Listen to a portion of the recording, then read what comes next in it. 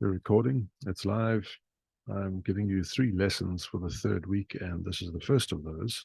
I'm going to share a screen with you and then retreat to the corner of your computer or screen and go through this presentation with you.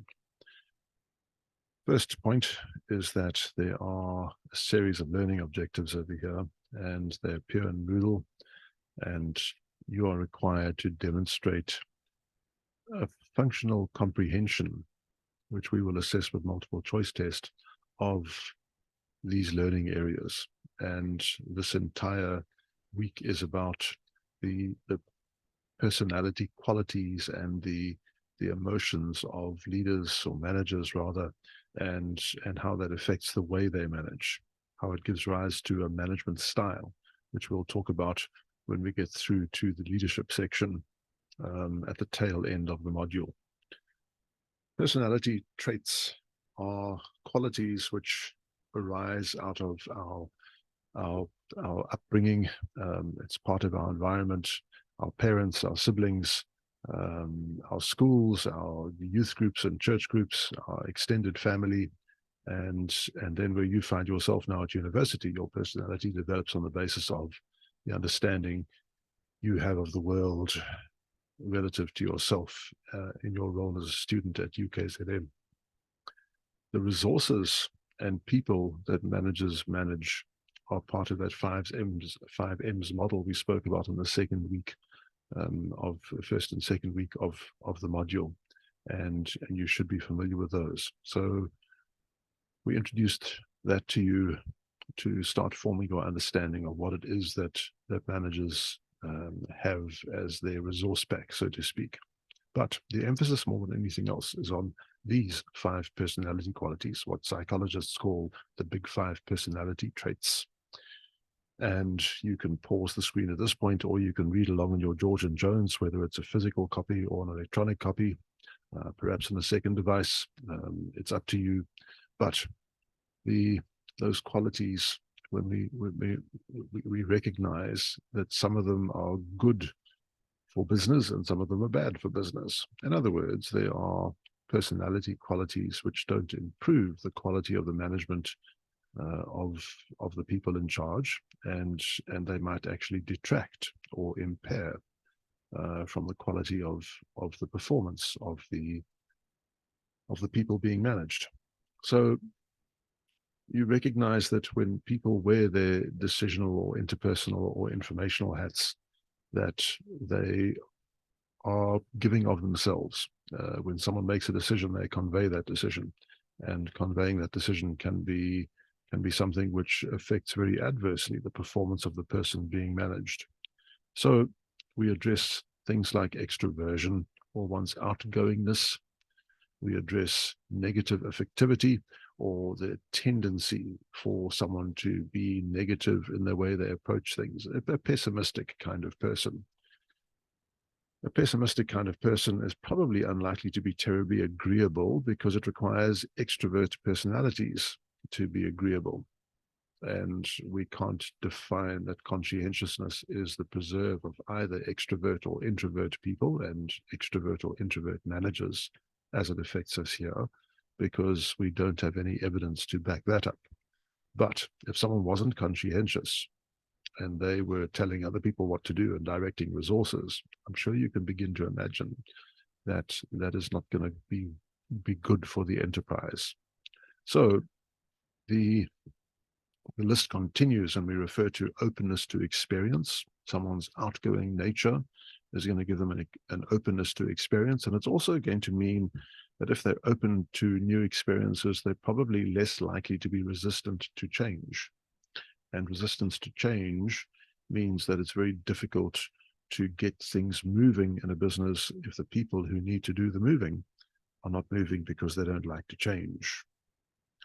So what actually happens in an organization is that we find that there's a spectrum, a range, like a ruler, of personality qualities and profiles of management, and people have to fit in with that. Other managers have to fit in. The senior leaders of the organization have to fit in, and the subordinates have to fit in, because that's what creates the culture of the organization. It is the case that some organizations do not create climates of psychological safety for employees because the management is very autocratic. And we'll talk about that again when we come to the leadership component of the course. But the I think perhaps more important for you is to understand that the way people react to managers and the way managers react to their subordinates is a function, in fact, of their locus of control. Now, where I've met you in class, perhaps, we've spoken about locus of control as the extent to which you feel yourself controlled by your environment, or the extent to which you feel yourself to exert control over your environment. It is a function of your agency, your ability to exert force on the environment around you, and you might, for example, imagine that you have an internal locus of control, because that clearly is viewed as the more attractive and favorable quality. But for many people, the desire to be seen to be good, or seen to be nice, or seen to be powerful or attractive, or good or extrovert, or in some other way imbued with a positive or favorable quality, means that they're actually victim of circumstance, and largely they're playing to an audience. In other words, they actually have an external locus of control. Julian Rotter, way back in 1966, thought up this theory, and what he found, if you look at the right-hand side of the screen, is that people who have an external locus of control are in fact quite satisfied with their lives, particularly where they are in environments that are ostensibly or allegedly non-responsive. So if we call something non-responsive, it means you get no feedback.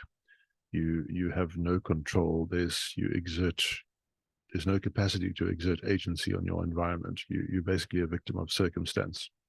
And where you operate with an external locus of control in an environment like that, it's reinforcing. It establishes that you are exactly right. But the point is that people with an internal locus of control, who feel that they do exert some kind of agency over the environment, as it says in the left-hand side of your screen, they enjoy better academic achievement and better health benefits and better personal outcomes. Not bad, not so. I quite like that theory, this locus of control thing. And in practice, what we find is that you guys watching this lesson right now will tend to demonstrate an external locus of control when you lay blame for your performance on the university, the protests, the lecturer, the absence of slide decks, and whatever else. It's a useful theory. Commit it to memory, because I'm going to give you some test questions on it. Okay, right. The other things that affect managerial behavior: self-esteem, and by that we mean how good we feel about ourselves. It's something we want managers to demonstrate, because we don't want someone in charge of other people not feeling good about themselves. You would not want to be managed by a person with poor self-esteem. And we add to this need for achievement. You might want to pause this to make notes, or look it up in the book, or do a Google search, or whatever. The desire to perform is, and the desire to compete well, is a powerful drive in many people, and we quite like that amongst people who operate in a junior management or middle management capacity. Whereas people in a senior management capacity, we quite like that. We quite like those people to demonstrate a very high need for power. And so a good manager is an independent person who can think for themselves, who can act for themselves, and and who like competing and desire a level of control and a level of power over what they do.